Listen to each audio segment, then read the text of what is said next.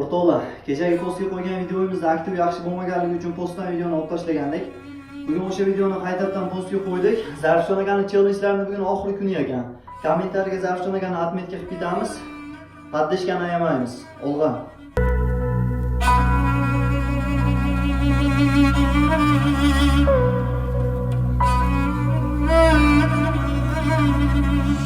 Bu vatanni onamdan kam sevsam uyat bo'ladi. Bu vatanni bolamdan kam sevsam uyat bo'ladi. Qancha dunyo kezdim ko'nglim yorishmadi baribir. Mening yarim ko'nglim faqat shu vatanda to'ladi. O'zbeklarning bu dunyoga aytar gapi ko'p hali. Jadidlarning yoqqanchirog'i o'chgani yo'q hali. O'zbekiston har bir qarich yeringni qani men ham sevib olsaydim o'sha mening jadidlarim singari.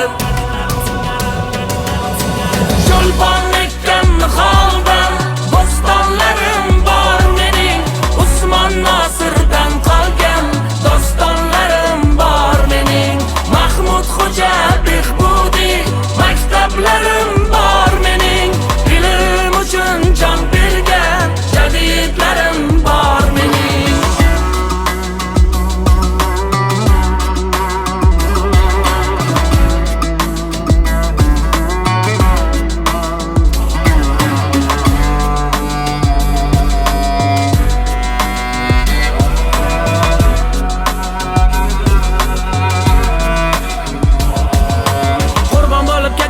Qancha sharaf shonimiz, ma'rifatda fido bo'lsa bo'lsin deya jonimiz. Yurtboshimizning yoshlarga aytgan gapini eslang, jadidchilar bo'ladi bizning qahramonimiz. O'zbeklarning bu dunyoga aytar gapi ko'p hali, jadidlarning yoqqanchirog'i o'chgani yo'q hali. O'zbekiston har bir qarich yeringni qani men ham sevib olsaydim o'sha mening jadidlarim singari. Cho'lpon ekkanni holdan bo'stonlarim bor mening.